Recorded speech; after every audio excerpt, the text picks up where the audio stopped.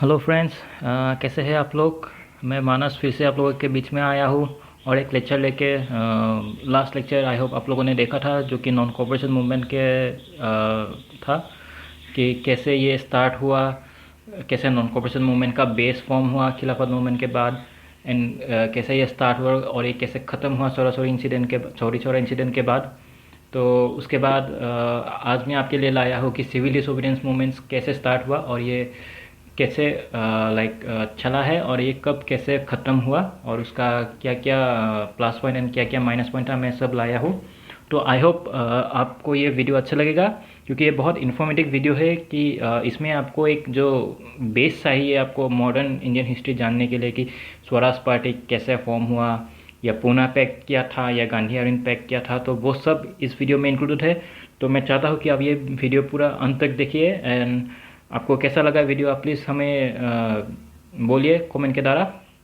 और आपको कोई वो दिक्कत नहीं होगा मेरे ख्याल से। मेरा हिंदी थोड़ा वीक है, but I will try to be more fluent, I guess I will try actually. And बीच बीच में मैं इंग्लिश में भी बोलूँगा, क्योंकि आई फील मैंने comfortable while speaking English then Hindi, but still मैं सबके लिए बना रहा हूँ, तो I will use both the language.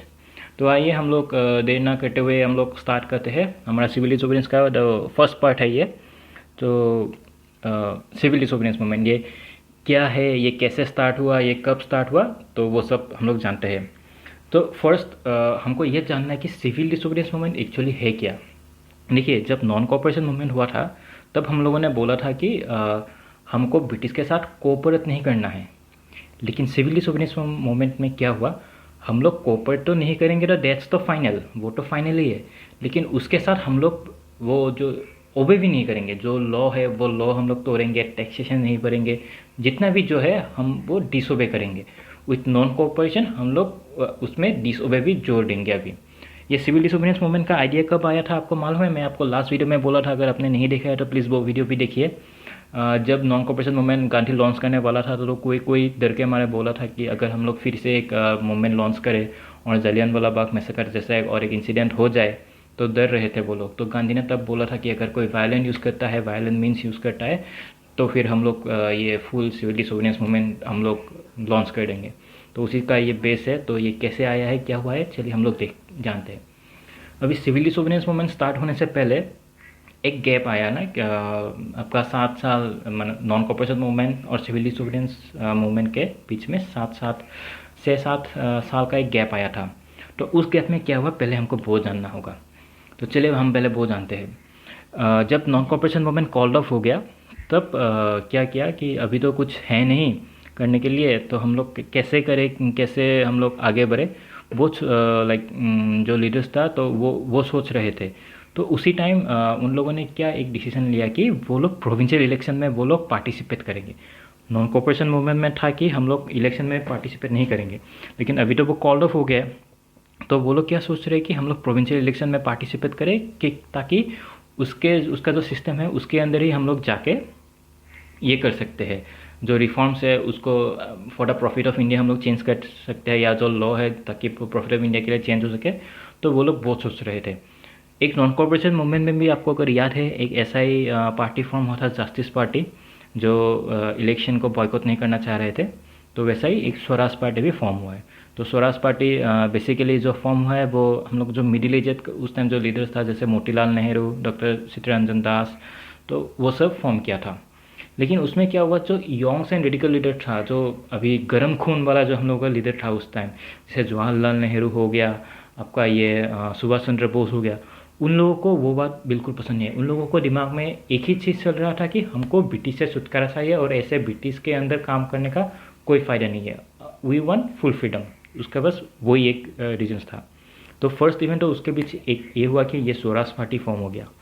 उसके बाद क्या हुआ कि एक इकोनॉमिक डिप्रेशन आ गया था पूरा वर्ल्ड में, और इंडिया में भी उसका बहुत इफेक्ट था।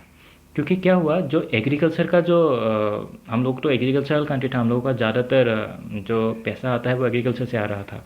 लेकिन अभी इकोनॉमिक डिप्रेशन मतलब कि क्या हुआ, आपके पास प्रोडक्शन है लेकिन खरीदने के लिए आदमी के पास पैसा नहीं है। तो अगर एक क्रॉप हम लोग वो करें, जो रॉ मटेरियल, जो रॉ क्रॉप है, सपोज मैं आपको बोलता हूँ गेहूँ, हम लोगों ने गेहूँ उगा लिया, लेकिन गेहूँ खरीदने के लिए जो हम लोग का कस्टमर है तो उसके पास पैसा ही नहीं है, तो गेहूँ तो हम लोग सेल नहीं कर सकते, तो हम लोग क्या करेंगे, हमारा तो प्रॉफिट ही नहीं होगा। तो एक ऐसा डिप्रेशन आ गया। और since India being an agricultural dependent country, तो इंडिया को ये बहुत बुरी तरह से इंडिया पे इफ़ेक्ट हुआ। एक तो ये इंसिडेंट हो गया।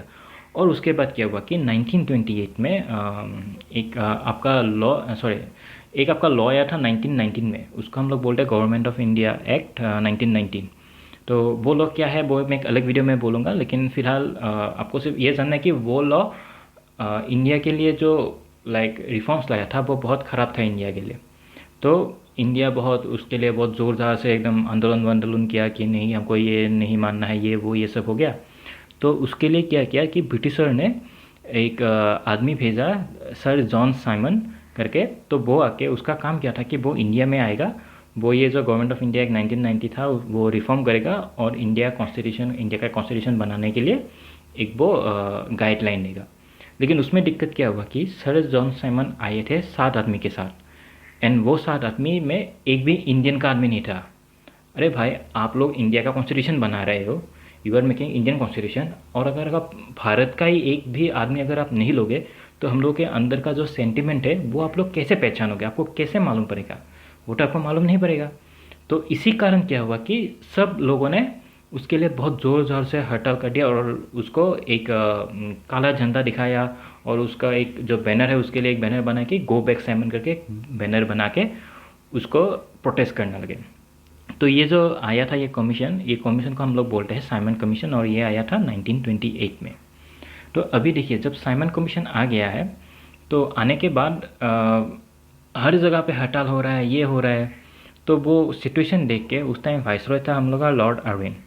तो उसने क्या किया, उसने अपना हुक्म का इक्का फेंका, उसने अपना दिमाग चलाया और वो बोला बोला कि ठीक है, हम लोग एक काम करते हैं, हम आपका बारे में सोच के मतलब कि we are thinking of Indians, हम आपके लिए एक डोमिनेंस स्टेटस दे देते हैं, और आपका जो फर्स्ट राउंड टेबल कॉन्फ्रेंस है उसमें बैठने के लिए, पार्टिसिपेट करने के लिए हम लोग आपको एक अपॉर्चुनिटी दे रहे हैं। अब आपको मेरे को बोलना है कि ये फर्स्ट राउंड टेबल कॉन्फ्रेंस कहाँ पे हुआ था, वो आपके होमवर्क रहेगा, आप मेरे को कमेंट सेक्शन में प्लीज़ बताइए।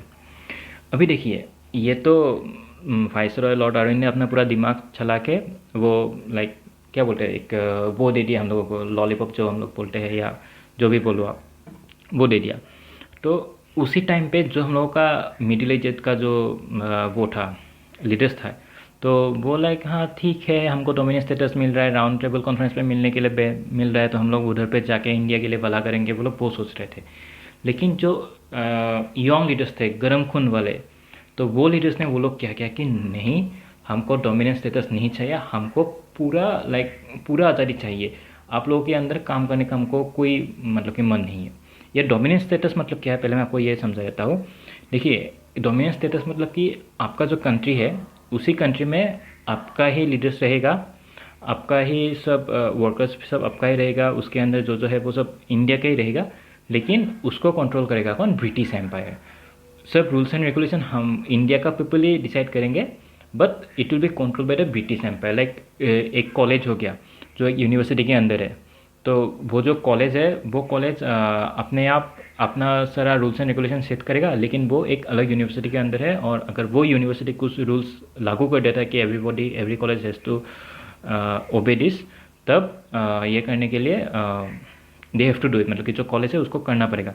तो ठीक उसी तरह समझ लीजिए, जो कॉलेज है वो इंडिया था और जो यूनिवर्सिटी था उसी टाइम वो था ब्रिटिश एम्पायर। तो ऐसे बोला था डोमिनेंस स्टेटस मतलब कि।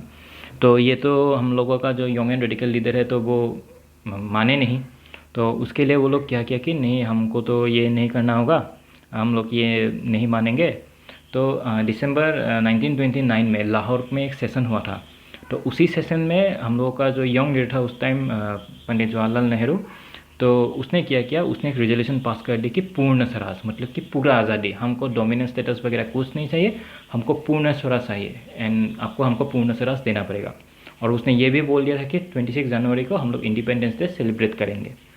फाइन, ये हो गया था। लेकिन उसका जो ये 26 जनवरी को इंडिपेंडेंस डे सेलिब्रेट करने का जो आशा था, उसके मन में जो एक भावना थी, वो सक्सेस नहीं हो पाया। और इसीलिए मैं आपको बोलता हूँ कि हम लोगों का जब ये एक्चुअली जब कॉन्स्टिट्यूशन फॉर्म हुआ था वो एक्चुअली ख़त्म 26 नवंबर को ही हम लोगों का ख़त्म हो गया था। लेकिन फिर भी just to honour this memory of Purna Swaraj भाई जवाहरलाल नेहरू, हम लोगों ने अपना कॉन्स्टिट्यूशन 26 जनवरी को अडोप्ट किया था। तो ये मैं इधर पे लिख कर रखा हूँ कि स्वराज पार्टी कैसे हुआ, इकोनॉमिक डिप्रेशन कैसे हुआ, साइमन कमीशन आने के बाद क्या क्या हुआ, क्या क्या नहीं हुआ। और इसमें मैं आपको दिखाई भी है ऐसे कैसे आ रहा है, साइमन गो बैक करके लिखा हुआ है, ये काला झंडा लगाया हुआ है। तो ये सब हो गया। तो ये सब होने के बाद गांधी ने क्या देखा कि अभी चलो अभी थोड़ा यंग एंड ना जोशीला थोड़ा अभी लीडर्स है, तो उनके साथ काम करके मज़ा आएगा, तो अभी हम इसके साथ मिलके और एक मूवमेंट लॉन्च कर देते हैं ताकि इंडिया का भला हो, लाइक भला हो। तो वो ऐसे लॉन्च करने के लिए वो सोच ही रहे थे कि उसी टाइम उसको ये सॉल्ट मार्च का आइडिया आ गया।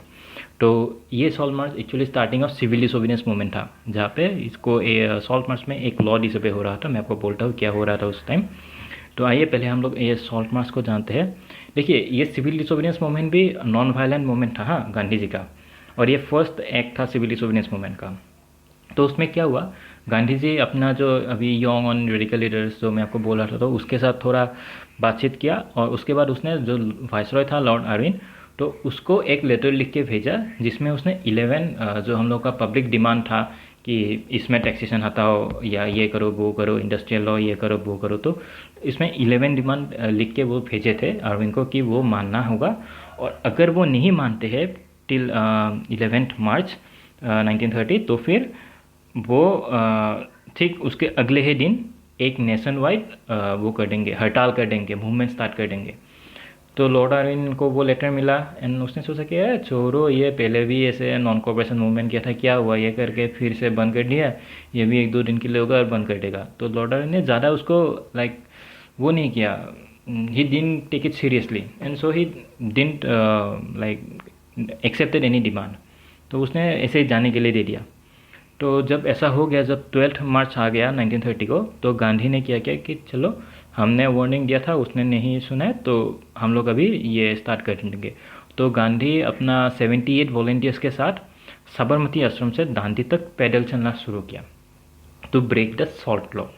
अभी मैं बोलता हूँ इसमें एक इंटरेस्टिंग बात है कि वो 78 वॉलेंटियर्स से क्यों सिलेक्ट किया, क्योंकि गांधी खुद भी बहुत तेज़ चलता था और ये उसको 78 ऐसा आदमी उसने लिया था कि जो उसके साथ उसका जो पेस है, जो चलने का जो स्पीड है, वो भी मेंटेन कर सके। तो 78 वॉलंटियर्स गांधी ने उसी कारण लिया था।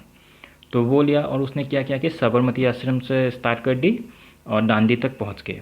तो ये टोटल 240 माइल होगा और 26 दिन लगा उन लोगों को। तो पर डे अप्रॉक्स आप लोग मान लीजिए कि वो 10 माइल पैदल चले। और वो जहाँ भी रुकते थे उधर पे आदमी को बुलाता था, एक क्राउड गैदर होता था, ये क्या हो रहा है क्या नहीं हो रहा है, वो सब उन लोगों को समझा रहा था। तो ऐसा करने के बाद वो जब दांडी पहुँचे तो दांडी में हम लोगों का जो सॉल्ट लॉ था वो सॉल्ट लॉ उसने तोड़ा। सॉल्ट लॉ क्या था कि सॉल्ट लॉ के अंदर हमको यह था कि हम अपना सॉल्ट नहीं बना सकते फर्स्टली, और जो सॉल्ट हम लोग यूज़ करते हैं तो उसमें हमको टैक्सेशन देना पड़ेगा। तो वो गया दांडी तक। दांडी गुजरात में है, एक कोस्टल एरिया है। तो वो सॉल्ट लॉ उसने तोड़ दिया। तो अभी एक चीज़ आपको दिमाग में आया है कि नहीं आया मेरे को नहीं मालूम है, मगर ये सॉल्ट ही क्यों पकड़ा वो गांधी ने, ये बहुत मतलब कि कॉमन क्वेश्चन है कि व्हाई सॉल्ट। क्योंकि देखिए सॉल्ट एक ऐसा चीज़ है जो लाइक नहीं होने से आपके लिए नहीं होगा। आप चाहे अमीर हो चाहे गरीब हो, शायद आप ब्राह्मण हो, शायद आप कोई दूसरे रिलीजियस से हो, आपको चाहिए सॉल्ट, क्योंकि सॉल्ट खाने में यूज़ होता है फर्स्टली। तो गांधी ने सोचा कि अगर हम इसमें कुछ रिफॉर्म ला सकते हैं तो ये हर एक क्लास हर एक जाति का आदमी को एक साथ ला सकते हैं। तो गांधी ने पहले इसीलिए ये सॉल्ट मार्च सॉल्ट को पकड़ा। सेकेंडली उसने बोला कि सॉल्ट में टैक्सेशन नहीं देना चाहिए, क्योंकि सॉल्ट हमको समुद्र से मिलता है एंड इट्स नेचुरली फॉर्म्ड। तो इसमें हमको नहीं देना, मतलब टैक्सेशन देना गलत है, हमको नहीं देना है।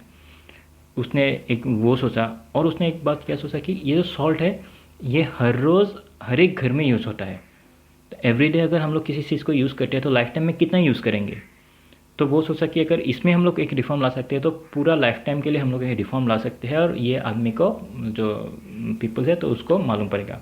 तो उसने क्या किया, साबरमती आश्रम से वो जाके दांडी तक पहुंच गए और पहुंच के उसने जो वो था समुंदर से लिया, अरेबियन सी से उसको उबाल के उसने अपने हिसाब से सॉल्ट बनाया और फिर ब्रिटिश को दिखाया कि देखो मैंने भी सॉल्ट बना लिया देखो। तो he like in a non violent manner he broke the law, the salt law basically. तो उसी कारण उसको जेल में भी जाना पड़ा।